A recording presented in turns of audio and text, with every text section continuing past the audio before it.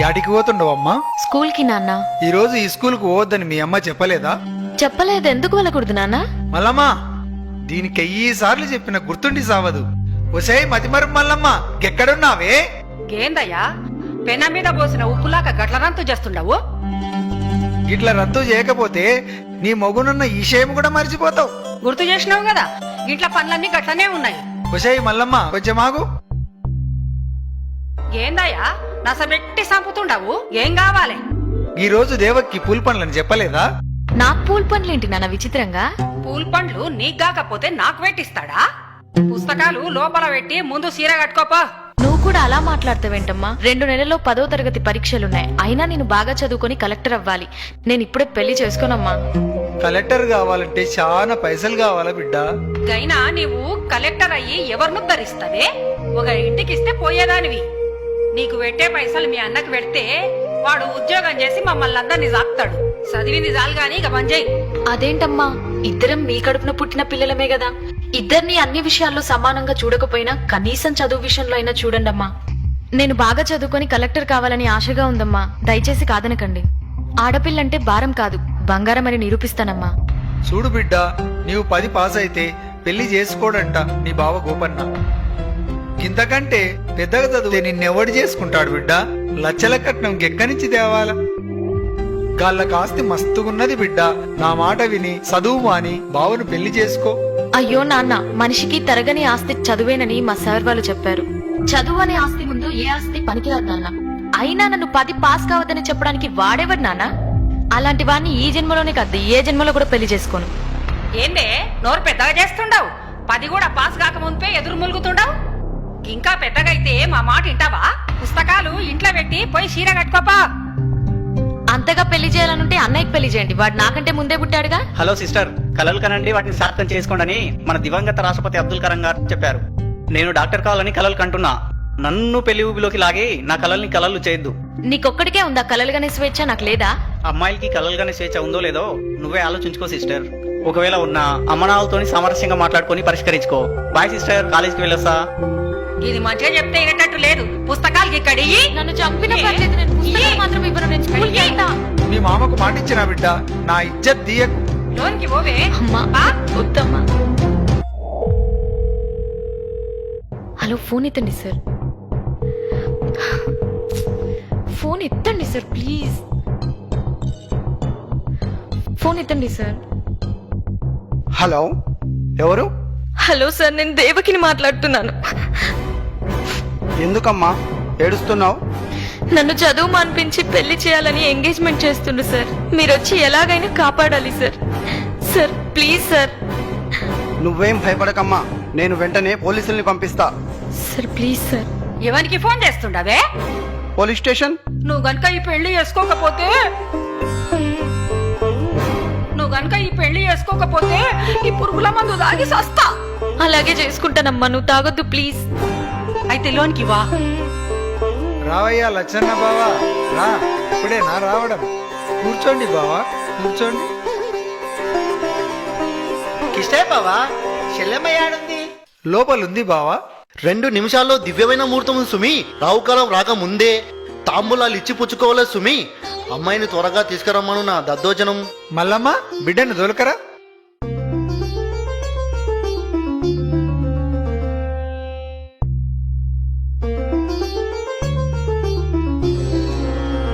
అమ్మాయి బేషుగా ఉంది. పేరేంటమ్మా? దేవకి. దేవకి గోపన్న నామస్య సుమూర్తె సుమూర్తస్తో. అయ్యా, తమరిద్దరూ తాంబూలాలు ఇచ్చి పుచ్చుకోండి.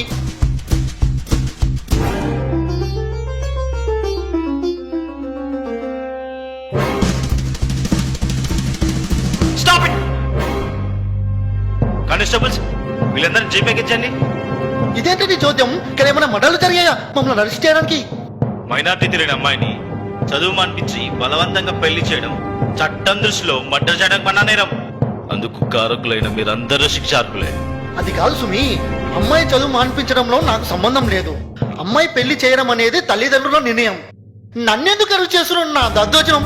నేరం చేసేవారికి సహకరించడం కూడా నేరమే. మైనార్టీ తీరని అమ్మాయిలకు పెళ్లి తంతు నిర్వహించకూడదు. మా బిడ్డకు మేం పెళ్లి చేసుకుంటే మధ్యాహ్నం నీకేందయ్యా బాధ?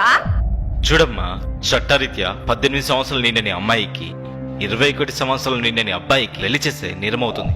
మర్యాదగా స్టేషన్కి వస్తారా, బలవంతంగా లాక్కెళ్ళాలా? ఫోన్ చేసి పోలీసులను పిలిపించి మా ఇజ్జత్ తీసినావుగా ననే. ఈ రోజే నువ్వు చచ్చిన రోజు అనుకుంటాం. ఇంకొక్క నిమిషం కూడా గీడుండొద్దు. పోవే. చూడు బిడ్డ, ఇంకెప్పుడు నా ఇంటికి రావద్దు. కాదని వస్తే గదే రోజు మేమిద్దరం చచ్చిపోతాం. వెళ్ళవే. సార్ మీకు దండం పెడతాను. మా వాళ్ళని వదిలేసి నాకు ఎక్కడైనా చదువుకోవడానికి అవకాశం ఉంటే కల్పించండి. నీలాంటి అమ్మాయిలకు రక్షణ కల్పించడానికి ప్రభుత్వం స్టేట్ హోమ్ ఏర్పాటు చేసింది. అక్కడ నువ్వెంతవరకైనా చదువుకోవచ్చు. వెళ్దాం పదమ్మా.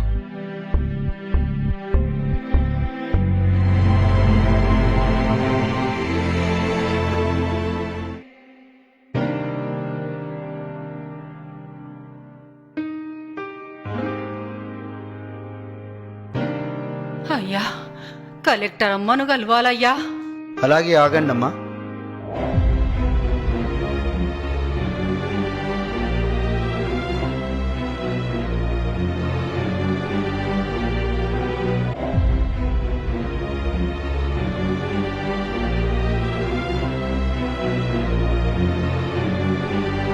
మేడం, మీ గురించి ఎవరో రైతు దంపతులు వచ్చారు మేడం. ఎక్కడి నుండి? చెప్పలేదు మేడం. లోపలికి రమ్మనండి.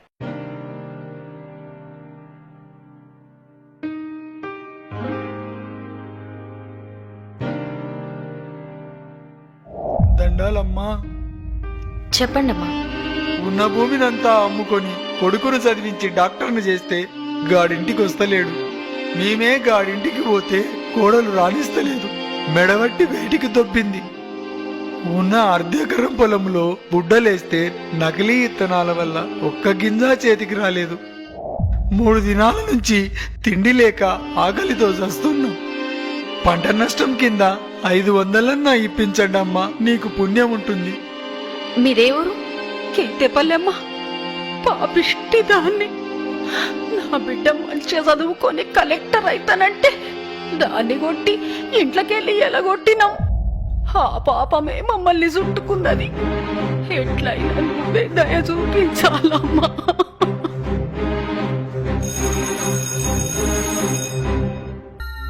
మేడం. ఆర్డీఓని రమ్మనండి. Okay madam.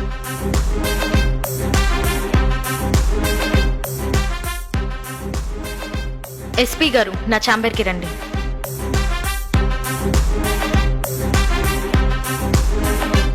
Good morning madam. మన జిల్లాలో పంట వేసి నష్టపోయిన రైతులందరికీ 24 గంటల్లోగా నష్టపరిహారం అందించాలి. ఈ విషయంలో ఆలస్యమైతే all will be suspended. Mind it. Okay madam.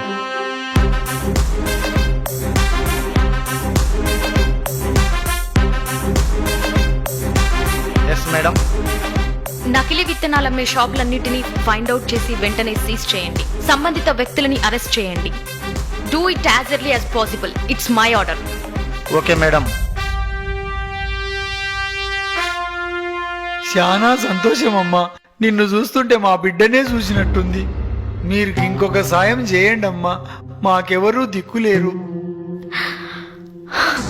మమ్మల్ని ముసలోళ్ళుండే దగ్గర గదేనమ్మా, దిక్కులేని వాళ్ళుండే దగ్గర మమ్మల్ని చేర్పించమని చెప్పమ్మా.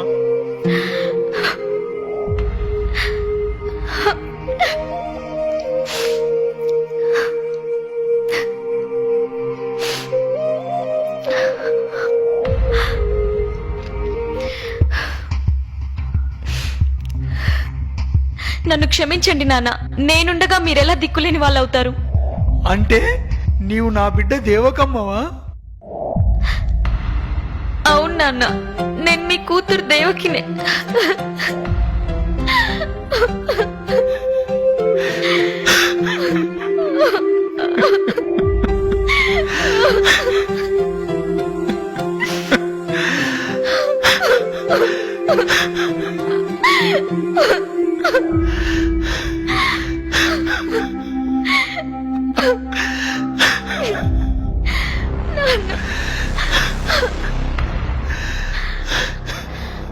అమ్మా, నేనమ్మా మీ కూతురు దేవకిని.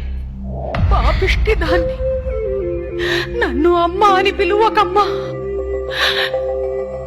నీవు చదువుల తల్లివి. నీవే ఎక్కడుంటే అక్కడ అందరు చల్లగా ఉంటారు. ఢిల్లీకి రానైనా తల్లికి కూతురే కదమ్మా. పదండమ్మా, మన బంగ్లాకి వెళ్దాం. సమాజంలో ఎంతో మంది దేవకి లాంటి అమ్మాయిలున్నారు. పసి వయసులోనే వారికి పెళ్లిళ్లు చేయడం వల్ల మానసికంగా శారీరకంగా చితికిపోయి అర్ధాంతరంగా తనువు చాలిస్తున్నారు. వారి ప్రతిభా పాటవాల్ని మొగ్గలోనే త్రుంచివేయకండి.